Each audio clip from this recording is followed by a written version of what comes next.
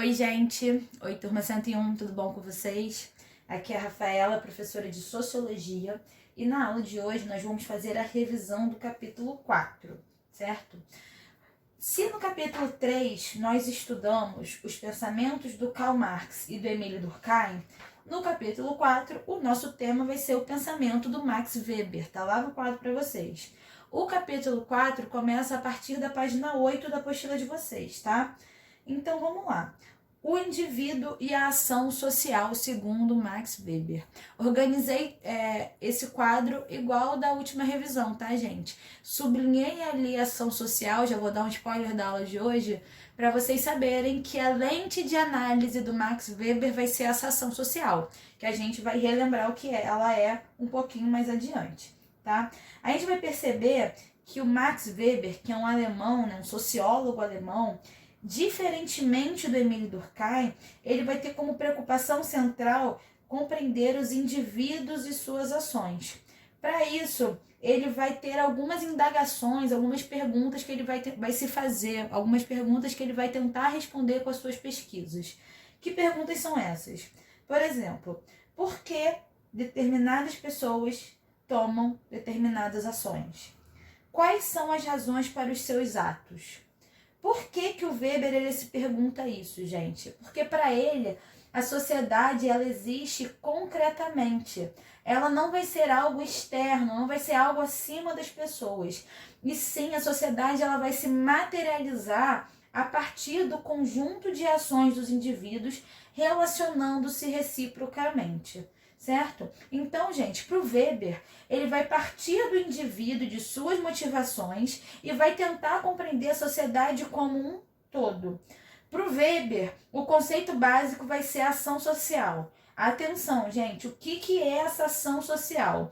Ela pode ser entendida como o ato de se comunicar, de se relacionar, tendo alguma orientação quanto à ação dos outros. O que é isso, gente? O Weber vai dizer que a ação social não é idêntica a uma ação homogênea de muitos indivíduos. Vou dar um exemplo, já dei ele anteriormente e vou dar de novo, porque ele deixa bem claro essa ideia do Weber. Você está andando na rua, começa a chover. Você, naturalmente, se você tiver com guarda-chuva, você vai abrir esse guarda-chuva, certo? Se você olhar para o lado, os amiguinhos também vão estar abrindo um guarda-chuva. Isso não quer dizer, gente, que todo mundo está abrindo o guarda-chuva porque você abriu, certo? E nem que você abriu o guarda-chuva porque os outros abriram. Cada um, né, desses indivíduos, eles estão abrindo o guarda-chuva, estão tendo essa ação, né, de abrir o guarda-chuva pela necessidade de se proteger. E não porque está sendo orientada, influenciada pelo comportamento dos outros, tá? O Weber, ele vai afirmar que a ação social não é idêntica a uma ação influenciada, que ocorre muito frequentemente nos chamados fenômenos de massa. Por exemplo, quando há uma aglomeração, muitos indivíduos agem influenciados por comportamentos grupais. É aquela ideia de que estamos fazendo isso porque todos estão fazendo, tá? Isso ocorre muito também, gente. Eu dou sempre esse exemplo do show. Um começa a pular, todo mundo começa a pular junto. Basicamente isso. No final, ninguém sabe quem que começou, só sabe o que está ali fazendo, tá? Só que o Weber, tentando entender essas ações individuais, ele vai agrupar essas ações em 4 grandes grupos, que foi o que eu listei ali no quadro para a gente não se perder. A gente vai ter a ação tradicional, a ação efetiva, ação racional com relação a valores e ação racional com relação a fins. A ação tradicional, ela vai ter como base um costume, uma tradição, um hábito que você faz automaticamente, porque você está reagindo a estímulos habituais. Qual é a frase que exemplifica isso? Eu sempre fiz assim, lá em casa a gente faz desse jeito. Então você age de maneira praticamente intuitiva, você não pensa antes de agir porque você já tem esse hábito. Isso é uma ação tradicional. A ação efetiva, ela vai se fundamentar nos sentimentos. Cuidado, tá, gente? Sentimento não precisa ser um sentimento necessariamente bom, ele pode ser um sentimento de qualquer ordem. o indivíduo ele vai estar agindo efetivamente para satisfazer as suas necessidades, seus desejos, sendo eles de alegria ou de vingança. Não importa, tá? O que vai importar é exatamente dar vazão às suas necessidades. Aí a frase que vai exemplificar essa ação efetiva vai ser: tudo pelo prazer, o importante é viver o momento, carpe diem, que já ficou na moda algum tempo atrás, beleza? A ação racional com relação a valores, ela vai ser orientada por convicções, tá? Que convicções são essas? Podem ser o dever, a dignidade, a beleza, a sabedoria, a piedade, ou a importância de uma causa sem levar em conta as consequências possíveis, ou as consequências previsíveis.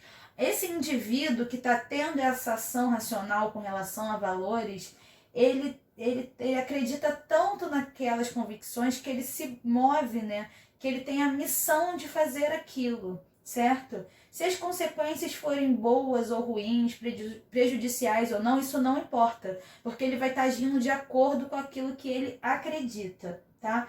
E qual vai ser a frase que a gente vai usar de exemplo para essa ação racional com relação a valores?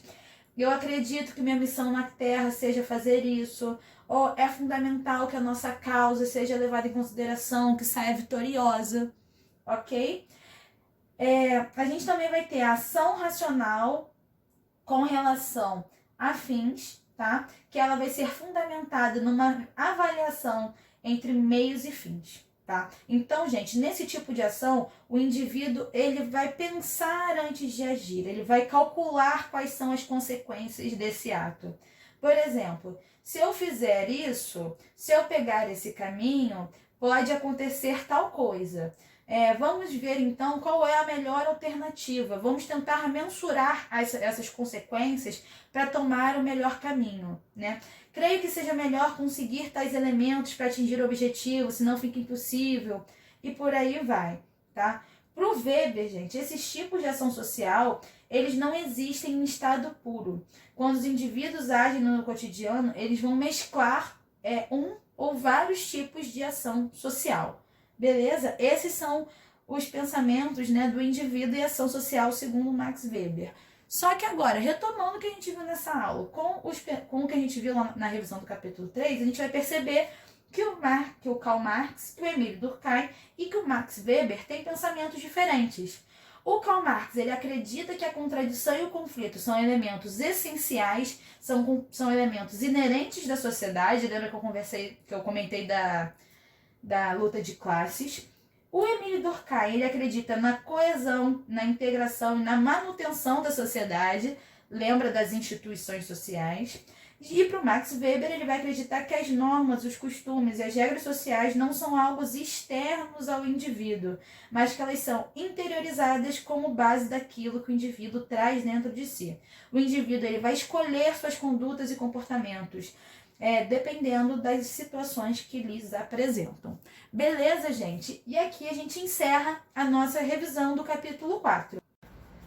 Então, gente, estamos terminando, né, os nossos estudos do capítulo 4 e com isso nós vamos combinar a nossa atividade devolutiva número 4 referente aos conteúdos vistos ao longo do capítulo.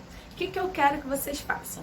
Vocês devem elaborar um resumo que contemple todos os conteúdos que nós vimos ao longo do capítulo, tá bom? Caprichem! A gente fica por aqui, um beijo, se cuidem e até a próxima. Tchau, tchau!